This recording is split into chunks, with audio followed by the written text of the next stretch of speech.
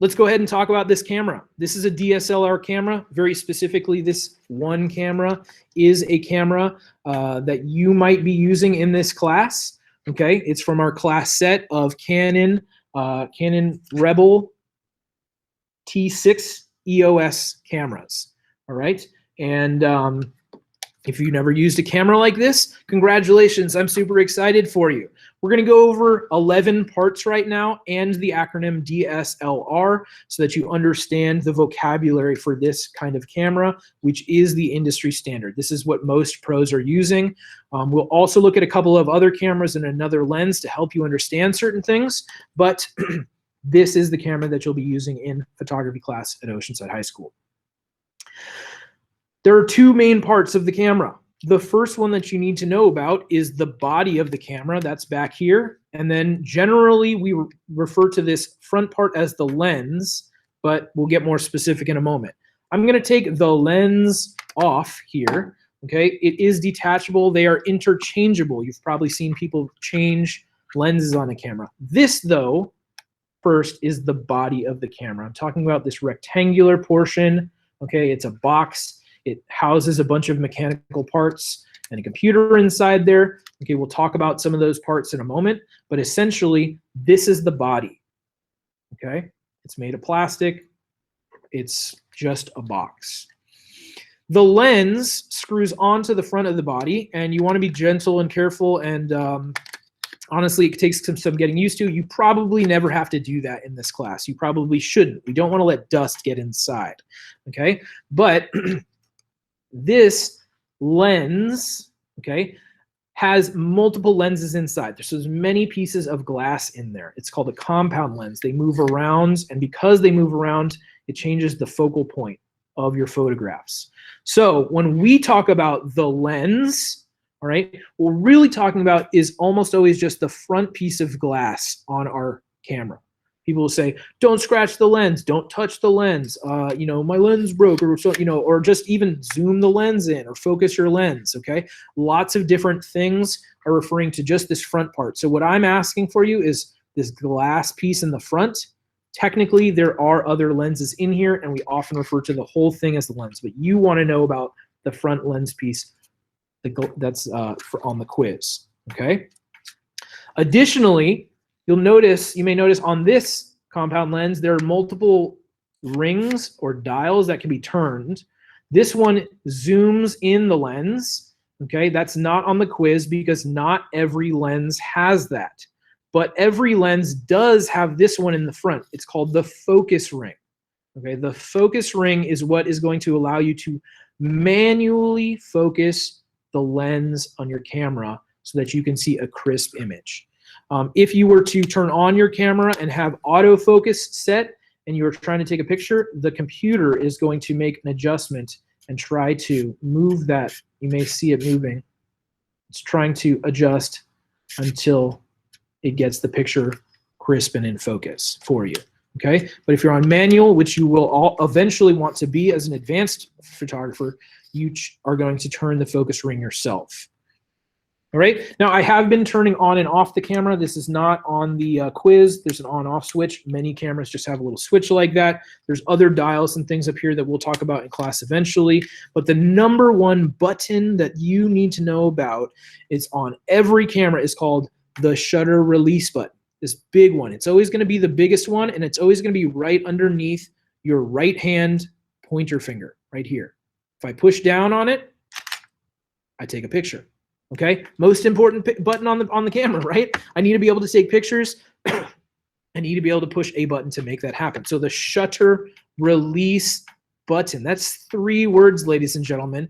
And I want to be really clear. Sometimes people will call it the shutter button, which is kind of lazy way to say it. The shutter release button is releasing the shutter. So the shutter is another part we're going to talk about in a moment. I want to be clear. Don't just call it the shutter. That's not what the button is. This is the shutter release button.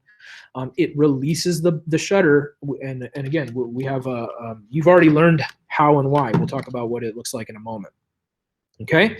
So when you take a picture, okay, maybe you've already focused in. You may have looked through the back of your camera, this window here is the viewfinder. That's one word, viewfinder. It allows you to look through this little window, and then your vision passes through the camera and through the front of the lens so that you're actually seeing exactly what the lens is seeing. So that may be kind of funny because if you notice, the viewfinder is up here and the camera lens is down here, right? So how can you see straight through? There is a mirror inside. And if I open this up, I took the lens off again, you can see inside there's a reflective piece of metal in there. That mirror in there is what's allowing the light to go through the lens, and then it bounces up into the top of the camera, bounces around in a prism and out through the window, the viewfinder, so that you can see exactly what the lens sees in the front. Okay, so the mirror is a really critical part of this camera. It is part of the single lens reflex system. So again, if you heard me right there, I just said single lens reflex, SLR, single lens reflex. When we talk about a DSLR camera, okay, the D is separate. It stands for digital. We'll talk about that in a moment. Digital single lens reflex camera.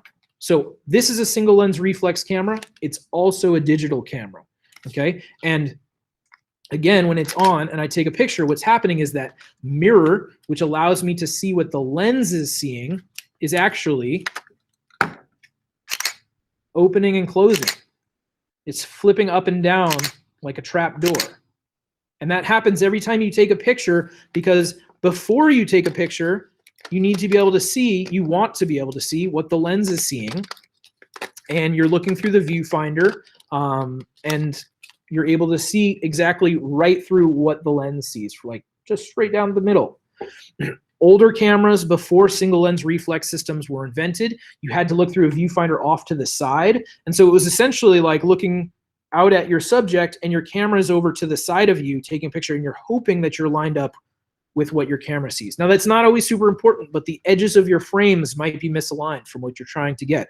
So this is a brilliant system, really revolutionized photography, and super critical. Every camera that's called an SLR camera has that mirror that flaps up and down in the inside, okay? Now, I talked about SLR. The D for digital refers to the fact that this is a digital camera. There's a computer inside of it, and it does not have film. It's creating digital photographs. There's a few different components involved in that process, but behind the mirror, there is a image sensor. Okay, so again, there's no film in this. A film camera we now sometimes refer to as an analog camera, because that comes before the digital era. A digital camera has a computer inside and an image sensor. So this is a different camera here. This is actually a mirrorless camera. So this is the new era of photography. The industry is moving towards mirrorless. It's kind of like evolving, but I'm using this to demonstrate here, because what you can see in there is this reddish, greenish, bluish piece of material that is very, very sensitive to light, and there's no mirror in front of it. So I'm able to show you with this, okay? When I take a picture with this one, there's no mirror that's gonna flip up and down. The image sensor is just big and very available to take in light. So the image sensor receives light and it transcribes it into data. That data is then processed into pixels, and those pixels we see in a frame as a photograph, as a digital photograph. So a digital SLR camera is a digital single lens reflex camera, okay? D is separate from the SLR, but we put them all together. This is a DSLR camera. That's the category of camera. Most professionals were using these until just a few years ago, when maybe some of them are starting to go mirrorless, okay? Most people, honestly, are still shooting with a DSLR. All right. Now, when you shoot a photograph, you hear that sound. right? And that's the mirror going up and down, but there's another part to the camera that is also moving. And I'm going to use this other camera here. This is an old analog film camera to show you the shutter. So this part right here looks like a set of blinds. It opens and closes to let light through. You can see that just think about your windows at home with blinds. If you open the blinds, all the light comes into your room. If you close the blinds, the light stays out. So in conjunction with the mirror, which opens, the shutters open, and that determines for how long light is coming through. So when we talked about changing our shutter speed earlier in the year, that's how we adjust the amount of blur that we're creating for objects in motion in our photos, or if we're freezing action. Either way, the speed of the shutter is really critical. Okay, so those are the two moving parts that you're hearing. Okay, and again, that's really the sound of both the mirror going up and down and the shutter opening and closing. We'll study that more in another week. There's one more moving part that doesn't move like in action like that, but rather it's in the lens. It's called the aperture. Okay, the spelling's a little tough. There's an R in the middle there. But what you're noticing here, I've got a lens separate. I'm manually opening and stopping down the hole. It's actually the hole is what's called the aperture. I'm opening the aperture blades, and when we stop it down, we limit the amount of light that comes in, and when we open up the aperture, we let more light in. Okay, this allows for more light or less light. It also creates the shallow depth of field effect that we might desire, or the deep depth of field effect that we might desire.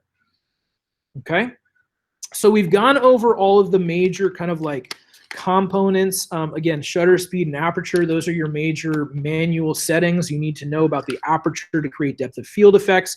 You need to know about shutter speed to create motion effects. Your focus lens. Okay, there's the mirror inside, the image sensor. Last couple of things we want to make sure everybody knows about. If you have your camera on and you're getting a flash, that's because you have your flash open. All right, there's built-in flash on this camera. There's actually two. They're strobe flashes. Okay, if I take a picture, I can flood the space with light and illuminate the objects that I want to take a picture of. We don't do that in this class very much. It's not really an artistic way to handle things, but of course there are subjects that we need that for sometimes. Additionally and related, this on top here is called the hot shoe. Okay, the hot shoe is an electronic input. So sometimes you'll see somebody with a really big external flash on top, or like a microphone mounted to their camera.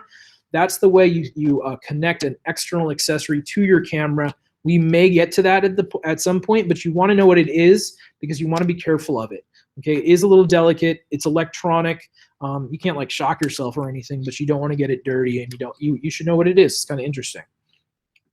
So those are the 11 different parts that we want you to know about our DSLR cameras. Again, a digital single lens reflex camera. Hopefully this video is helpful for you and you can come back to it any time, but you want to make sure you're doing your best to answer all 15 of those questions accurately in the quiz by the end of the week. Spelling does matter. Spacing does matter in the multiple word vocabulary, or the single compound words like viewfinder. That's one word. Okay, so good luck. I can't wait to see you guys.